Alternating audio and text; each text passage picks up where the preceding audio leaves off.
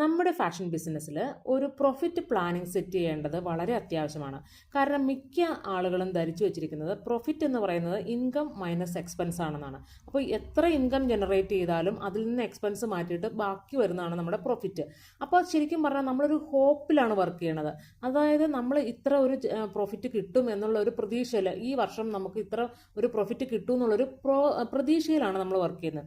അതേസമയം അതിന് നമ്മൾ വളരെ കാൽക്കുലേറ്റഡ് ആയിട്ട് നമ്പേഴ്സിൽ വർക്ക് ചെയ്തിട്ട് നമ്മുടെ പ്രോഫിറ്റ് ഇത്ര ആയിരിക്കണമെന്ന് ഒരു ഗോൾ സെറ്റ് ചെയ്യണമെങ്കിൽ അതിനെ നമുക്ക് ഡിവൈഡ് ചെയ്ത് ഓരോ മന്ത്ലി ആയിട്ടുള്ളതും ഇയർലി ആയിട്ടുള്ളതും ഒക്കെ നമുക്ക് ഡിഫൈൻ ചെയ്യേണ്ടതായിട്ട് വരും. ഉദാഹരണത്തിന് നിങ്ങളുടെ ഒരു ബിസിനസ്സിൽ 6 ലക്ഷം രൂപ ഇയർലി വരുമാനം അല്ലെങ്കിൽ ഇയർലി പ്രോഫിറ്റ് വേണമെന്ന് വിചാരിക്കാം.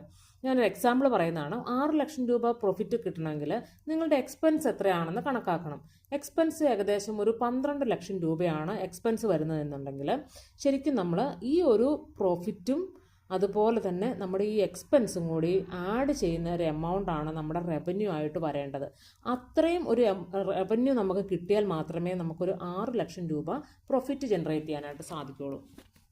സോ ഒരു 18 ലക്ഷം രൂപയാണ് നമ്മുടെ ഒരു ഈ പ്രോഫിറ്റും എക്സ്പെൻസും കൂടി ആഡ് ചെയ്ത് കിട്ടുന്നതെങ്കിൽ അതാണ് നിങ്ങളുടെ റവന്യൂ.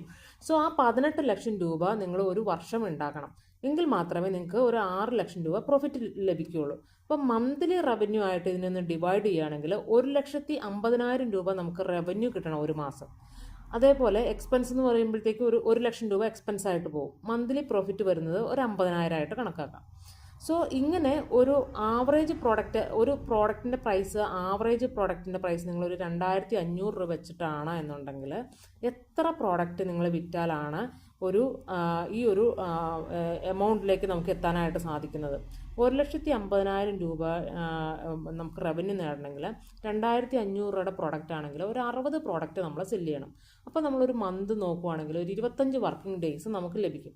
ആ 25 വർക്കിംഗ് ഡേയ്സിൽ നമ്മളൊരു 2-3 പ്രോഡക്റ്റുകൾ നമ്മൾ സെല് ചെയ്താൽ മാത്രമേ നമുക്ക് ഈ ഒരു പർട്ടിക്കുലർ ടാർഗറ്റ് എമൗണ്ടിലേക്ക് എത്താനായിട്ട് സാധിക്കുള്ളൂ. സോ ഇതുപോലെ നമ്മുടെ ഒരു ഇയർലി പ്ലാനിങ് കണക്കാക്കി നമ്മളൊരു എമൗണ്ടിൽ ഫോക്കസ് ചെയ്തിട്ട് അതിനെ നമ്മൾ ഡിവൈഡ് ചെയ്ത് നമ്മൾ കാൽക്കുലേറ്റ് ചെയ്യുകയാണെന്നുണ്ടെങ്കിൽ നമ്മുടെ എക്സാക്റ്റ് ആയിട്ടുള്ള ഒരു ടാർഗറ്റ് പ്രോഫിറ്റ് നമുക്ക് പ്ലാൻ ചെയ്യാനായിട്ട് പറ്റും.